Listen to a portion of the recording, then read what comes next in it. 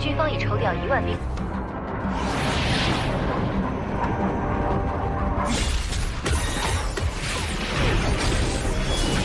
移动太快，无法瞄准。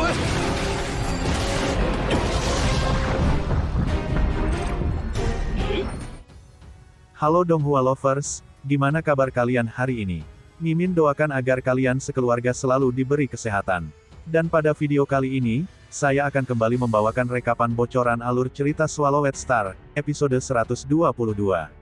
Yang dimana pada episode sebelumnya, Luo Feng yang telah meninggalkan pasar budak, dengan cepat menuju tujuan terakhirnya yaitu Dojo Ganwu, mengingat Babata yang terus bersikeras agar Luo Feng mendaftar di dojo tersebut. Singkat waktu, setelah menempuh perjalanan, Luo Feng pun sampai di depan sebuah gerbang besar yang tidak memiliki satu pun penjaga, yang merupakan pintu masuk ke dojo.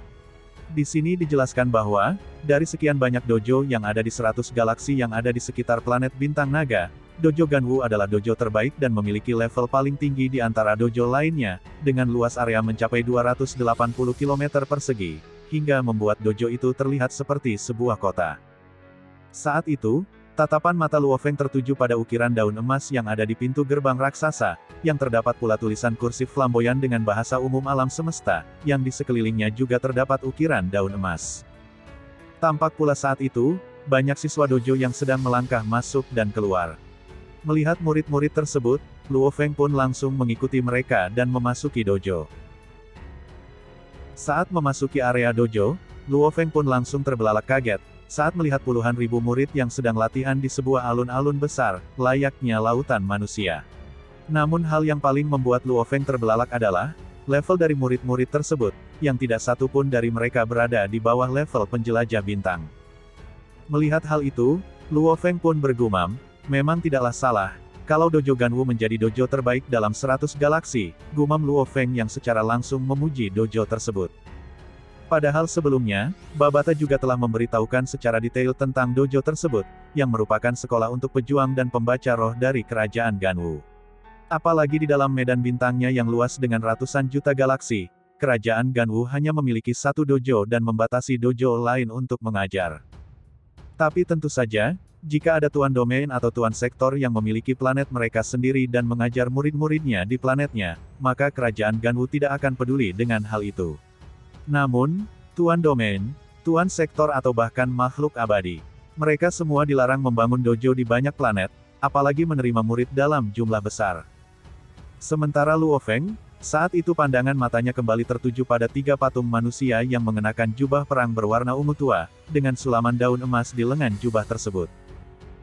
Melihat Luo Feng yang fokus ke arah 3 patung itu, Babata pun berkata bahwa, patung tersebut adalah patung dari pejuang terkuat di kerajaan Ganwu. Yang dimana pejuang Ganwu dengan sulaman 1 daun emas, adalah pejuang yang berada di tingkat alam semesta. Sementara yang memiliki 2 sulaman daun emas, adalah seseorang yang berada di tingkatan tuan domain. Sedangkan yang memiliki 3 sulaman daun emas adalah seorang tuan sektor, dan itu merupakan sebuah kehormatan besar bagi pejuang yang memiliki sulaman daun emas di lengan baju mereka. Saat itu, Babata pun mengutarakan alasan, mengapa dia mendesak Luo Feng agar mendaftar sebagai murid di Dojo Ganwu. Hal itu dikarenakan sesaat sebelum kematiannya, Master Planet Yun Mo sangat menyesali perbuatannya yang tidak ikut bergabung dengan kerajaan Ganwu. Karena jika dia bergabung dengan kekuatan besar seperti kerajaan Ganwu, maka dia bisa saja bercampur dengan komunitas abadi di kerajaan Ganwu. Dengan demikian, para pembunuh tidak akan berani menyerang dan membunuhnya. Karena tanpa kekuatan yang cukup, berbaur dengan suatu komunitas kuat adalah hal yang lebih baik. Walaupun Master memiliki 3 pelayan abadi, namun itu tidak menjamin keamanannya. Sangat disayangkan, semasa hidupnya Master terlalu menyendiri, tidak ada teman, tidak ada komunitas, ujar Babata dengan nada suara yang terdengar sedih. Sementara Luo Feng, ia hanya bisa menghela napas, mengingat apa yang pernah dikatakan Babata, bahwa gurunya terlalu tertutup. Setelah sesi pembicaraan itu, Luo Feng pun kembali melanjutkan langkahnya ke sebuah kantor administrasi. Sesampainya di depan pintu kantor tersebut, Luo Feng pun langsung mengetuk pintu itu dengan pelan. "Masuk," ucap suara pelan yang terdengar, dan diikuti pintu yang otomatis terbuka dengan sendirinya. Terlihat saat itu, di dalam ruangan tersebut, duduk seorang pria berkulit hijau, dengan kepala berwarna putih, dan memiliki alis yang membentang sampai ke pinggang. Saat itu, pria tua tersebut menoleh ke arah Luo Feng yang saat itu tersenyum pada si pria sambil berkata bahwa dia datang untuk mendaftar.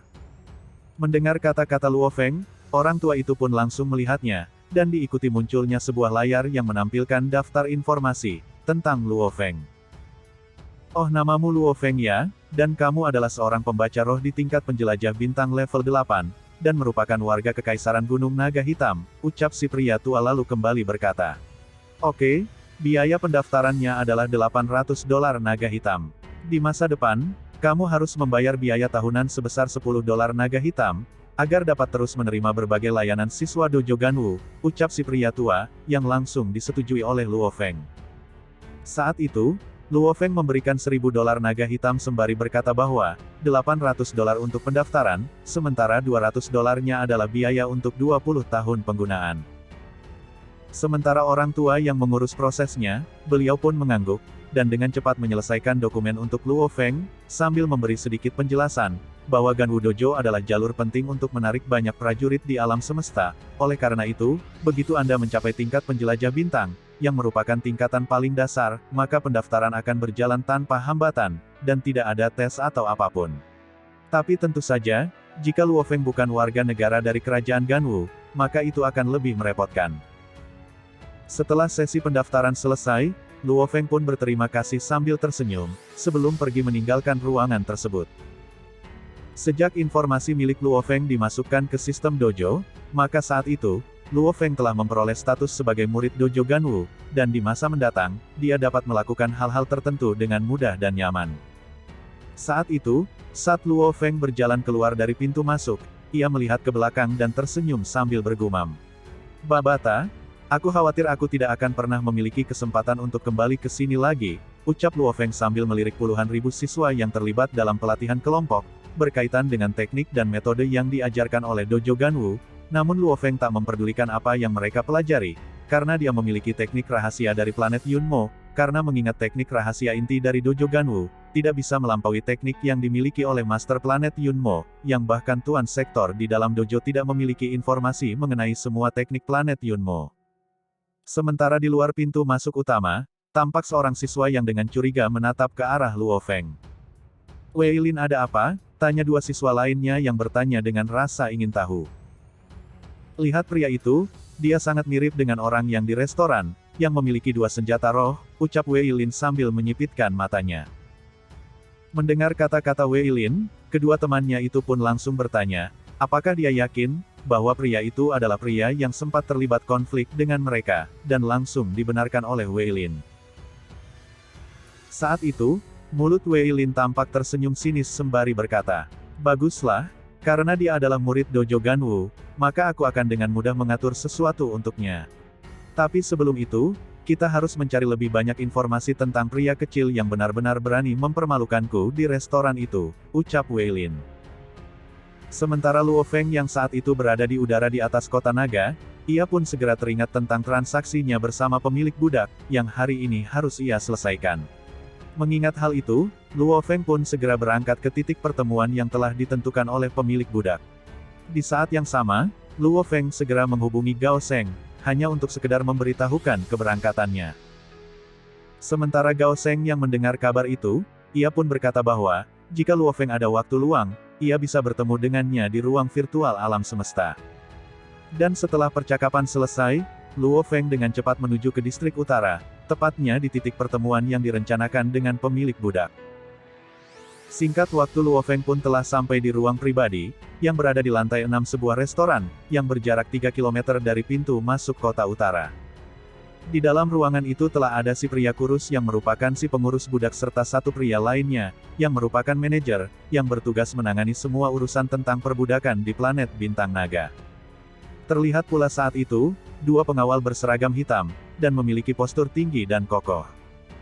Melihat kedua pengawal itu, Babata segera berkata, Luo Feng, kedua pengawal itu adalah pembaca roh tingkat bintang level 9. Mendengar peringatan Babata, Luo Feng pun berusaha tetap tenang, mengingat sebagai manajer utama dari bisnis yang mengendalikan begitu banyak budak, mengatur dua budak terkuat untuk melindungi dirinya sendiri adalah hal yang sangat normal untuk dilakukan. Di sela pemikiran Luo Feng, tiba-tiba si manajer berkata, Tuan Luo, perkenalkan, namaku Wula, ucap si manajer yang ternyata adalah seorang pembaca roh tingkat bintang level 3. Oh Tuan Wula, senang sekali bertemu denganmu. Jika tidak ada masalah, saya ingin Anda segera mempersiapkan semua budak pesananku, karena aku akan segera kembali ke planet asalku, ucap Luo Feng yang langsung tanpa basa-basi. Baiklah, permintaan klien adalah perintah bagi kami, ucap si manajer sembari sedikit membungkuk, sambil tersenyum pada Luo Feng, dan kembali melanjutkan perkataannya. Tuan Luo, saat ini kapal kami sudah menunggu Anda di luar dermaga kota. Mendengar ucapan itu, Luo Feng sedikit mengerutkan keningnya, mengingat setiap kapal yang memasuki planet Dragon Star, pasti akan berlabuh di dermaga yang ada di planet tersebut, namun si manajer malah melabuhkan kapalnya di luar kota Bintang Naga. Menyadari kerisauan itu, Babata pun segera menjelaskan bahwa, pemilik budak yang memiliki puluhan ribu koneksi, mereka dapat membawa banyak kapal atau bahkan kapal perang ke dermaga milik pribadi tanpa masalah sedikitpun. Lain halnya bila itu hanya penduduk biasa. Setelah mendengar penjelasan itu, keraguan Luo Feng pun langsung hilang, dan bergegas mengikuti si manajer ke dermaga milik pribadi.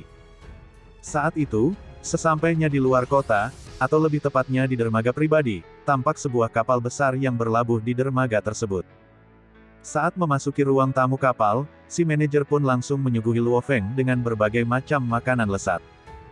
Di sela itu terdengar, si manajer berkata, "Tuan Luo, bolehkah saya tahu dari mana Tuan Luo berasal?" tanya si manajer dengan rasa ingin tahu.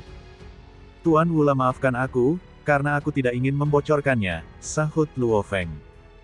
"Oh baiklah, saya mengerti, dan saya harap Tuan Luo Feng tidak mengambil hati pertanyaanku tadi," ucap si manajer mengungkapkan permintaan maafnya. Karena baginya, bertemu klien dengan nilai bisnis mencapai 5 miliar juga merupakan hal yang langka, mengingat persaingan di pasar budak sangat ketat, maka bertemu klien besar seperti Luo Feng, dia pasti akan sangat menghormatinya. Melihat perilaku si manajer, Luo Feng pun bergumam. Pemilik budak selalu bersikap dingin dan brutal terhadap budak mereka. Namun mereka sangat menghormati setiap klien, dan perilaku ini sangat berbanding terbalik, gumam Luo Feng. Singkat waktu, setelah sesi menyantap menu makanan di alam semesta, tiba-tiba terdengar suara yang bergema di ruangan tersebut. Mendengar suara itu, si manajer pun mengatakan pada Luo Feng, bahwa kapal yang mengangkut budak pesanannya telah tiba, dan mereka bisa segera dipindahkan ke kapal milik Luo Feng. Di sini, sang manajer juga mengatakan bahwa, setelah proses sinkronisasi selesai, maka mereka tidak akan pernah bisa mendapatkan kembali kendali atas budak-budak itu, dan hanya akan mematuhi perintah dari Luo Feng saja. Namun karena jumlahnya lebih dari 1000 orang budak, maka prosesnya bisa memakan waktu sedikit lebih lama, ucap si manajer, dan langsung disetujui oleh Luo Feng. Sesaat kemudian, Luo Feng diajak oleh si manajer ke kapal yang mengangkut budak miliknya untuk melakukan proses sinkronisasi. Sesampainya di kapal tersebut, Luo Feng pun segera diarahkan ke depan sebuah aula besar, tepatnya di depan para budak miliknya. Tak berapa lama kemudian, terdengar suara aneh yang bergema di ruangan tersebut. Di saat yang sama, tiba-tiba terlihat mata para budak yang seperti kehilangan fokus, dan scene ini pun mengakhiri pertemuan kita. Akhir kata, sampai jumpa di part selanjutnya. 少之又少，通过率极限，再不就此退缩。